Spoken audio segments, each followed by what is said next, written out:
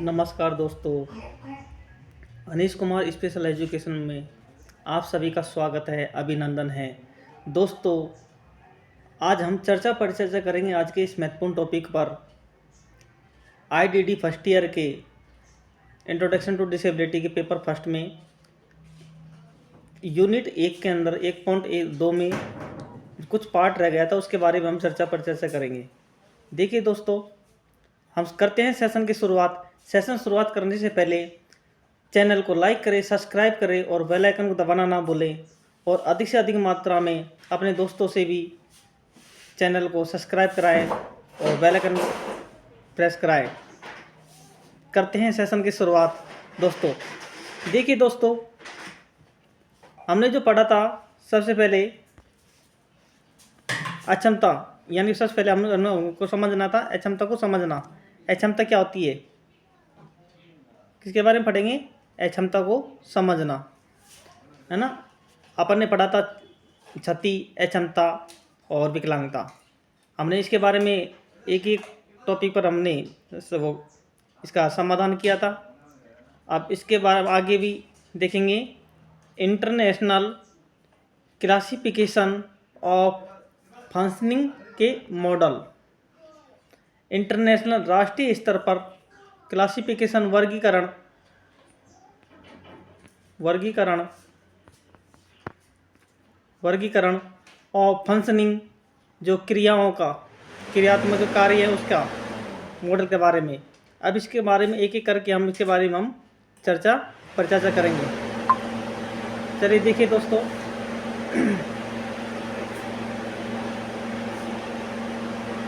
देखिए ICF एक व्यक्ति के कामकाज के स्तर को उसके स्वस्थ स्थितियों, पर्यावरण कारकों, व्यक्तिगत कारकों के बीच गतिशील बातचीत के रूप में दर्शाता है। यह विकलांगता का एक जैव मनोदैहिक मॉडल है जो विकलांगता के सामाजिक शिक्षा मॉडल के एकीकरण पर आधारित है। ICF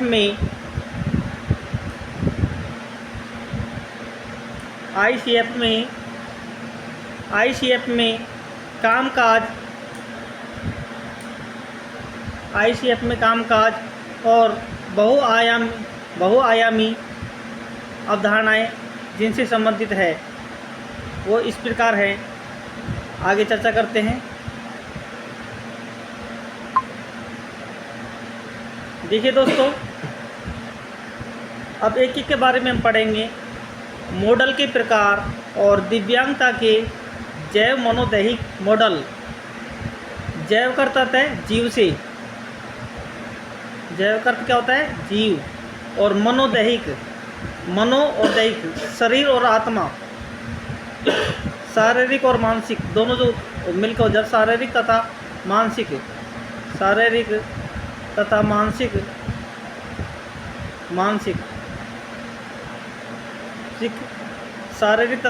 मानसिक जो मॉडल है दिव्यांगता के, उसके बारे में हम इसमें चर्चा करेंगे। देखिए दोस्तों, सबसे पहले पढ़ेंगे शरीर के कार्य और संरचनाएं, बॉडी फंक्शंस एंड स्ट्रक्चर्स। शरीर के कार्य और संरचनाएं, दिव्यांगता के जैव मनोदैहिक मॉडल, इसके बारे में पढ़ेंगे। लोगों के शरीर के कार्य और संरचना, लोगों के शरीर के कार्य और संरचना, उसके क्षीण होने या शरीर स्तर पर कार्य करना, यानी कि लोगों की जो कार्य, जो संरचना है, कार्य करने की जो शैली है, उसके क्षीण होने, यानी कि किसी कार्य के प्रति वो नष्ट हो जाना, और उस कार्य करने की जो गति जो होती है व्यक्ति की क्या हो जाती है? धीरे हो जाती है, और शरीर के स्तर पर कार्य करना प्रारंभ कर देता है, मानसिक स्तर नहीं कर पाता है। जैसे मान लीजिए, जैसे व्यक्ति की आयु बढ़ती जाती है और बुढ़ापा आता जाता है, उसी प्रकार व्यक्ति एक जर्जर अवस्था में जो हो जाता है, बुढ़ापे की अवस्था में होता है, तो वह व्यक्ति शारीरिक स्तर से थोड़ा बहुत हल्का फुल्का काम चलता फिरता तो है, पर उसका जो मानसिक जो स्तर है एक बच्चे जैसा हो जाता है। जैसे हमारा छोटा बच्चा होता है उसकी प्रवृत्ति करने लग जाता है। यानी कि हम कह सकते हैं कि सेकंड चाइल्ड डेवलपमेंट उन वृद्धों में शुरुआत होने लग जाता है। देखिए दोस्तों, आगे हम चर्चा करेंगे क्रियाएं, इसके बारे में पढ़ेंगे। क्रियाएं या एक्टिविटीज़, लोगों की गतिविधियाँ व्यक्ति के स्तर पर करना और उनके द्वारा अनुभव की जाने वाली गतिविधि सीमाएं। यानी कि क्रियाएं जो हम करते हैं, गतिविधियाँ जो कार्य करते हैं हम, चलना फिरना, खाना पीना, उठना, है ना, भागना दौड़ना, जो भी हम क्रियाएं करते हैं, लिखना पढ़ना, जो भी क्रिया जो हम करते हैं वो व्यक्ति के स्तर पर करना होता है। यानी कि व्यक्ति को ध्यान में रख करके व्यक्तिगत रूप से उस स्तर को उनकी गतिविधियों को ध्यान में रख करके वो कार्य दिया जाता है या कार्य करवाया जाता है ना। सब चीज़ ध्यान में रखते हुए उसकी एज, आयु जो होती है बच्चे की, और उसके अनुसार और उनके अनुभव की गतिविधि के अनुसार, है ना। फिर बाद में है भाग लेना, पार्टिसिपेशन। जीवन के सभी क्षेत्रों में लोगों की भागीदारी, जीवन के सभी क्षेत्रों में लोगों की भागीदारी, या कह सकते हैं उनके द्वारा अनुभव की जाने वाली सहभागिता प्रतिबंधित होती है। समाज के सदस्य के रूप में किसी व्यक्ति का कार्य, समाज में किसी व्यक्ति का कार्य तथा पर्यावरण कारकों में, अगला है पर्यावरणीय कारक।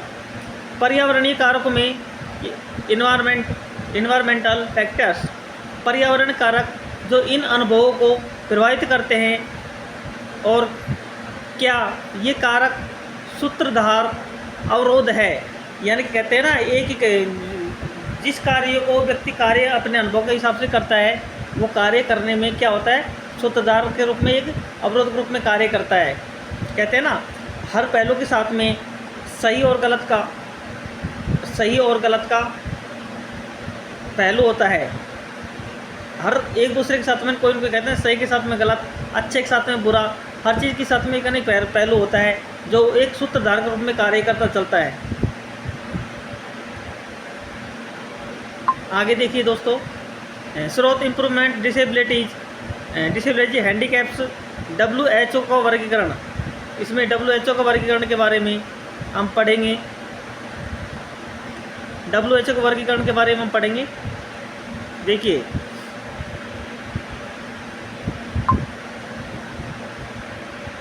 WHO ने जो वर्गीकरण किया गया था international qualification of functioning, international राष्ट्रीय स्तर पर क्लासिफिकेशन वर्गीकरण जो किया गया था फंक्शनिंग, क्रियात्मक, यानी कि प्रत्येक घटक में जो घटक होते हैं उसमें श्रेणीबद्ध रूप से व्यवस्थित डोमेन होते हैं। ये जो शारीरिक कार्यों और शारीरिक संरचनाओं और कार्यों जीवन के क्षेत्रों और बाहरी प्रभावों के समूह हैं, जो ICF के पास तालिका 1 में सूचीबद्ध, प्रत्येक के लिए अलग अलग अध्याय दिए गए हैं। आपसे पूछ लिया जाता है एग्ज़ाम में कि ICF की फुल फॉर्म क्या है, तो आप क्या बताएंगे? I से इंटरनेशनल, C से क्लासिफिकेशन और F से ऑफ फंक्शनिंग, यानी कि ऐसे बोलेंगे इंटरनेशनल क्लासिफिकेशन ऑफ फंक्शनिंग, या फिर हम इसको हिंदी में बोल सकते हैं राष्ट्रीय स्तर पर क्रियात्मक फंक्शन।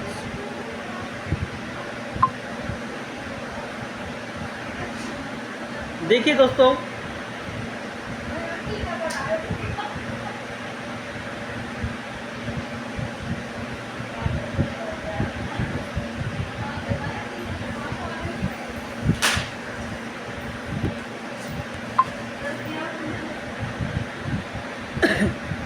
हम एक एक चर्चा करेंगे। दिव्यांगता की परीक्षा के बारे में हम पढ़ रहे थे, अब पढ़ेंगे ICF के घटक और डोमेन और डोमेन और अध्याय, इसके बारे में हम पढ़ रहे थे। अब एक एक के बारे में हम चर्चा करते हुए चलेंगे। यानी कि शारीरिक क्रिया, और दूसरा है गतिविधियाँ और भागीदारी। सबसे पहले हम देखते हैं मानसिक कार्य और गतिविधियाँ क्या होती है। मानसिक कार्य से क्या होता है, ज्ञान सीखना और लगाना। किसी कार्य में हम ज्ञान को सीखना होता है और उस गतिविधियों के माध्यम से हम उसको लगाना होता है। मतलब जो हमने जो ज्ञान प्राप्त करा है उसको हम किसी कार्य में लगाते हैं मानसिक क्रिया के द्वारा। संवेदी कार्य और दर्द। संवेदी कार्य और दर्द जो होता है, संवेदी जो होती हैं, सूचनाएं जो होती हैं, संवेदी जो हम सूचनाओं के माध्यम से हम जैसे जानना, पहचानना, महसूस करना, ये है ना, ये क्या होती है, क्रियाएं जो होती है, संवेदी क्रिया होती है ना, चखना, स्वाद, है ना, इस प्रकार की क्रिया का होता है संवेदी, जो सामान्य कार्य और मांग पर निर्भर करती है। अब है तीसरा है आवाज़ और भाषण कार्य। यह आवाज़ और भाषण जो होता है, हम कम्युनिकेशन के माध्यम से या संचार के माध्यम से हम अपनी आवाज़ को, अपने भाषण को एक दूसरे को आदान प्रदान करते जाते हैं। देखिए दोस्तों, आगे देखिए, कार्डियोवैस्कुलर, हेमेटोलॉजिकल, इम्यूनोलॉजिकल्स, यानी श्रवण प्रणाली, यानी कि श्रवण प्रणाली, सुनने से संबंधित जो कार्य हैं, यानी कि पांचवा जो कार्य, इसमें क्या था, इससे क्या होता है, कार्डियोलॉजी जो होती है ये गतिशीलता पर आधारित होती है, यानी कि कार्य को क्या करती है, क्रियात्मक रूप से गतिशील बनाती है। आगे देखिए दोस्तों,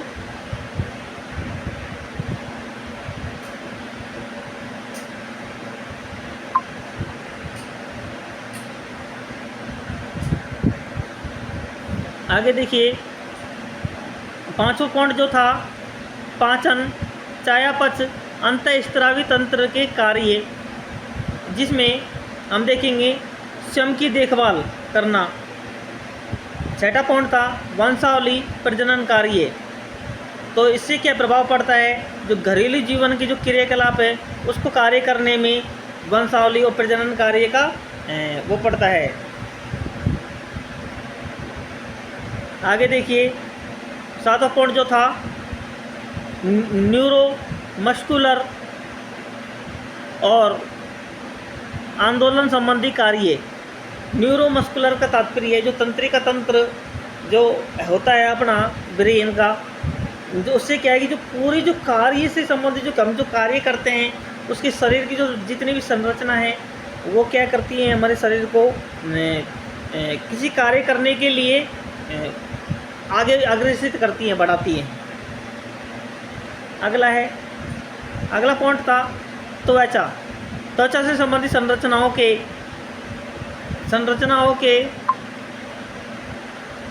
कार्य।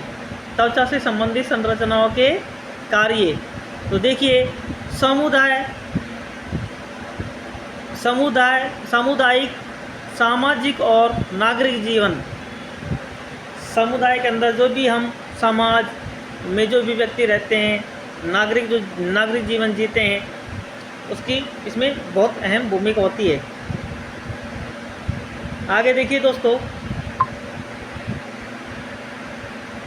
शारीरिक संरचना और पर्यावरण। शारीरिक देखिए, सबसे पहले 1 नंबर देखिए तंत्रिका तंत्र की संरचना। इस तंत्रिका तंत्र की जो संरचना जो होती है ये उत्पाद और प्रौद्योगिकी के कार्यों के लिए निर्भर करती है। उत्पाद जो उत्पन्न जो हमने कोई जो मान लीजिए किसी उत्पाद का मतलब है, अपन कह सकते हैं किसी चीज़ से भी, चाहे वो वंशानुगत उत्पाद हो सकता है या हम शारीरिक रूप से वृद्धि के रूप में ले सकते हैं ना, जो प्रोडक्ट उत्पन्न होते हैं, जो हमें उनसे जैसे हमने कोई कार्य किया उसके उपलक्ष्य में हमें क्या मिला है ना, उत्पादन क्या मिला है, या फिर हम पेड़ पौधे के रूप में उत्पादित रूप में ले सकते हैं, है ना।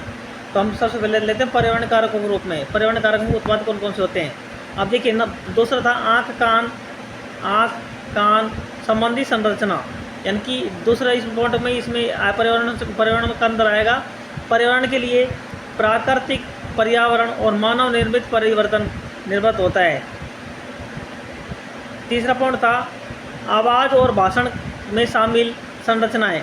आवाज़ भाषण से संबंधित है। समर्थन और संबंध, यानी कि आवाज़ भाषण यदि कम्युनिकेशन है एक दूसरे का, है ना। जैसे मैं आपसे बातें कर रहा हूँ, मैं आपको पढ़ा रहा हूँ, आप मेरी बात को सुन रहे हो, और उस बात को सुनने के उपलक्ष्य में आप हमें क्या दे रहे हो, प्रतिक्रिया दे रहे हो, हाँ कि क्लास समझ आ रही है या नहीं आ रही है। जिस प्रकार रेस्पॉन्स जो होता है उस प्रकार आप रेस्पॉन्स देते हो, इस प्रकार से। अब है चौथा पॉइंट था यानी कि कार्डियोवास्कुलर इम्यूनोलॉजिकल श्वसन प्रणाली की संरचना। इसमें रुख संबंधी जो संरचना होती है उसका प्रधानता होती है। पाँचवा पॉइंट था पाचन, चयापचय, अंतःस्रावी तंत्र संबंधी संरचना और जनन और प्रजनन प्रणाली से संबंधित संरचना। इसमें क्या है, पाँचवें पॉइंट में सेवाओं, प्रणालियों और नीतियाँ का प्रावधान किया गया है। जबकि सातवां पॉइंट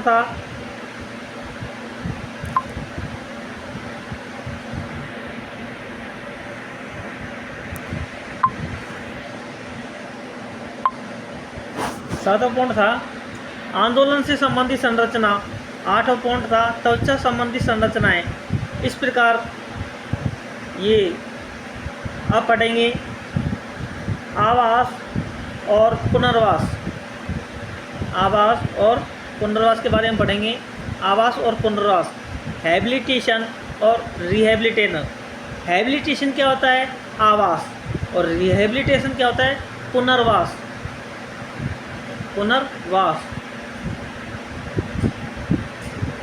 हैबिलिटेशन मानी आवास।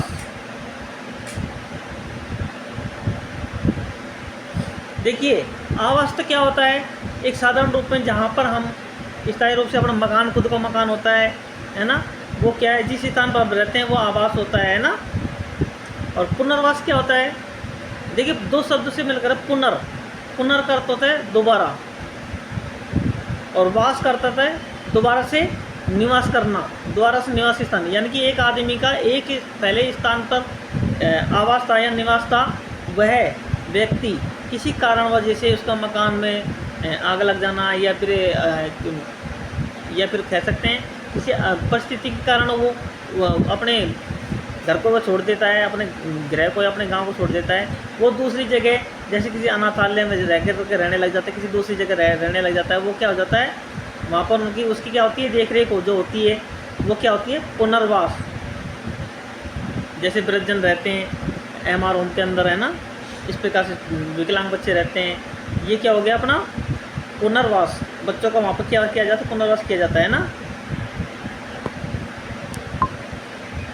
आगे देखिए आवास से पहले पढ़ेंगे आवास या हैबिलिटेशन। जन्म के समय बचपन में विकलांगों की सहायता के लिए डिजाइन किए गए विशेष प्रयासों को संदर्भित करता है, जहां विकास परिपक्वता और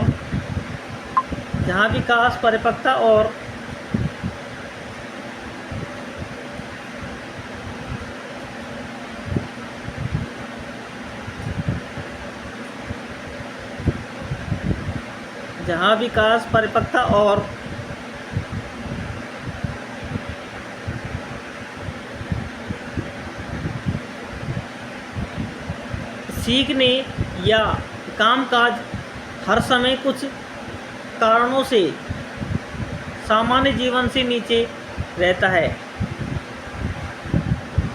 आवास शब्द को आमतौर पर एक ऐसी प्रक्रिया के रूप में परिभाषित किया जाता है जिसके माध्यम से जन्म से कुछ विकलांग व्यक्तियों को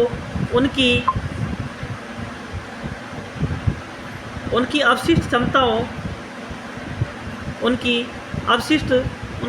क्षमताओं को उनके अधिकतम विकास के लिए चैनलाइज करने में मदद की जाती है, ताकि वह यथासंभव सामान्य जीवन जी सके। आवास शब्द आमतौर पर किससे किया जाता है, आमतौर पर ऐसी प्रक्रिया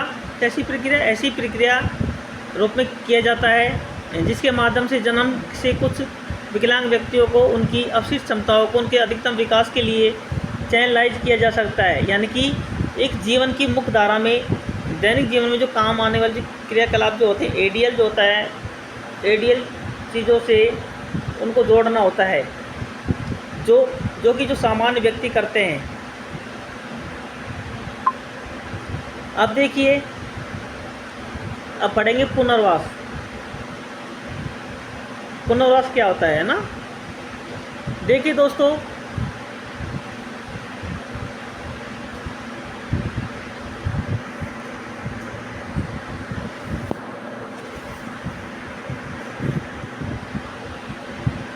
पुनर्वास के बारे में पढ़ेंगे। देखिए पुनर्वास क्या होता है। पुनर्वास रिहेबिलिटेशन होता है। पुनर्आवास, पुनर् का अर्थ दोबारा से, आवास ग्रहण करना। इसे विकलांग व्यक्ति को पूरी तरह से शारीरिक मानसिक भावात्मक रूप से इनकी बहाल करने की प्रक्रिया के रूप में परिभाषित किया गया है, जो कि सामाजिक और व्यावसायिक उपयोगिता जिसके लिए वह सक्षम है। शारीरिक मानसिक भावात्मक रूप से बहाल करने की प्रक्रिया के रूप में परिभाषित किया गया है, जो सामाजिक व्यावसायिक उपयोगिता जिसके लिए वह सक्षम है।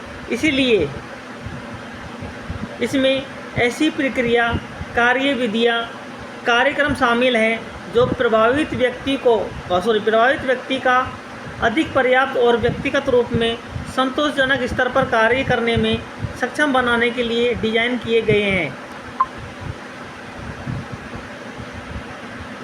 अब देखिए दोस्तों, पुनर्वास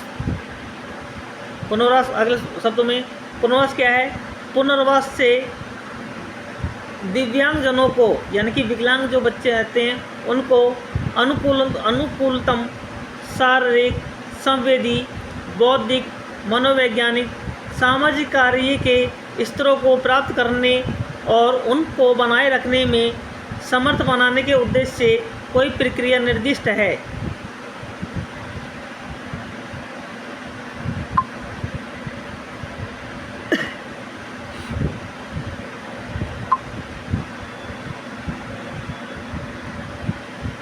हम कह सकते हैं rehabilitation refers to process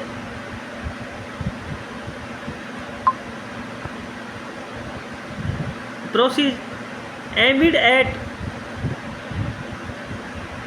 enabling persons with disabilities to attain and maintain optimal physical, sensory, intellectual, psychological, environmental और सोशल फंक्शंस लेवल के बारे में बताया गया है। पुनर्वास और आवास के बीच में अंतर काफ़ी बार एग्जाम में ये पूछ लिया जाता है कि पुनर्वास तो क्या होता है और पुनर्वास है और आवास में क्या क्या अंतर है, या फिर बोल सकते हैं दूसरे अंग्रेजी वर्जन में बोल सकते हैं रिहेबिलिटेशन और हैबिलिटेशन में क्या अंतर है। ये वेरी इंपॉर्टेंट लगा लेना। एक बार तो आ चुका है, दोबारा भी आने की संभावना होती है इसमें।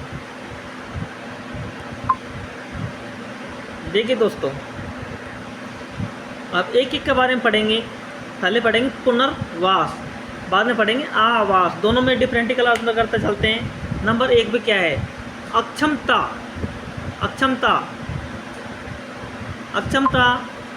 अक्षमता जो होती है, दुर्बलता वाले किसी व्यक्ति की मदद करना।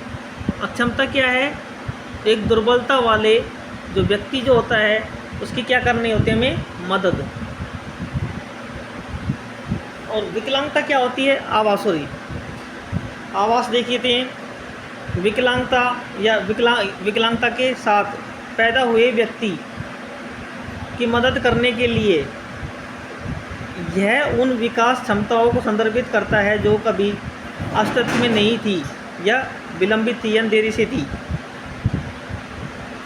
दूसरा है ये क्षमताओं को बहाल करने को दर्शाता है, जबकि यह उन विकास की क्षमता को संदर्भित करता है जो अस्तित्व में नहीं थी, कभी थी ही नहीं। नंबर 3 पॉइंट है, ये दीर्घ विधियों अल्प विधि कार्यक्रम हो सकता है। ये दीर्घकालिक भी हो सकता है और लंबे समय की प्रक्रिया हो सकता है। देखिए, यह एक लंबी अवधि की प्रक्रिया है। कैसी प्रक्रिया है? आवास कैसी प्रक्रिया है? ये लंबी अवधि की प्रक्रिया है। और जबकि पुनर्वास जो होता है ये दीर्घकालिक भी हो सकता है, ये अल्पकालिक भी हो सकता है ना, दीर्घकालिक और अल्पकालिक हो सकता है। जबकि आवास कैसे होता है? लघु। आगे पॉइंट है 4, विकलांग व्यक्तियों को मौलिक क्षमता, ज्ञान, अनुभव और दृष्टिकोण विकसित करने की आवश्यकता होती है, जबकि इसको संरक्षित कौशल प्रशिक्षण कार्यक्रम के माध्यम से दैनिक जीवन के बुनियादी कौशल विकास करने को आवश्यकता होती है। बुनियादी कौशल की विकास करने की दैनिक जीवन के बुनियादी कौशल के विकास करने की आवश्यकता होती है, जबकि इसको किसकी आवश्यकता होती है? मौलिक क्षमता, ज्ञान, अनुभव, दृष्टिकोण को विकसित करने की आवश्यकता होती है। किसको? पुनर्वास को तो किसकी आवश्यकता होती है? मौलिक क्षमता, ज्ञान, अनुभव, दृष्टिकोण विकसित करने की आवश्यकता है, जबकि इसको किसकी आवश्यकता होती है? दैनिक जीवन में बुनियादी कौशल विकसित करने की और संरक्षित कौशल कार्यक्रम के। आगे देखिए 5 पॉइंट था, अपने स्वयं के पर्यावरण की वृद्धि से संबंधित होता है, जबकि यह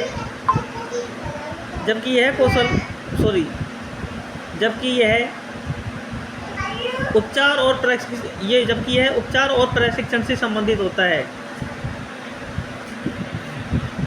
यह अपने स्वयं के पर्यावरण की वृद्धि से संबंधित होता है, जबकि इसमें क्या होता है? कौशल विकसित करने की आवश्यकता होती है ना।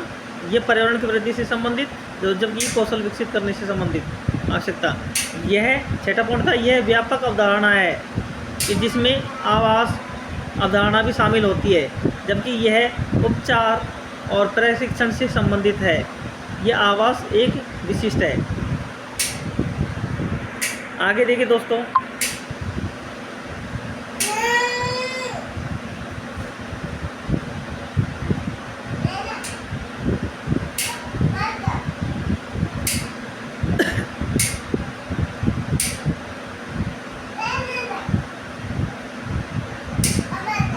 तो दोस्तों इसी के साथ में अपनी यूनिट 1.2 समाप्ति की ओर अगली वीडियो में हम पढ़ेंगे 1.3 के बारे में पढ़ेंगे, परिभाषा, बेंचमार्क, विकलांगता यानी कि श्रेणियाँ और भारत में पीडब्ल्यूडी के लिए कानूनी प्रावधान। नमस्कार दोस्तों, जय हिंद, वंदे मातरम। वीडियो को आगे से आगे बढ़ाएं, सब्सक्राइब करें और लाइक करें, बेल आइकन दबाना न भूलें और वीडियो को अधिक से अधिक मात्रा में शेयर करें और सब्सक्राइब करें। अपने दोस्तों से चैनल को सब्सक्राइब करवाएं। थैंक यू, नमस्कार। जैसी वीडियो आप बताएं कमेंट में। नमस्कार।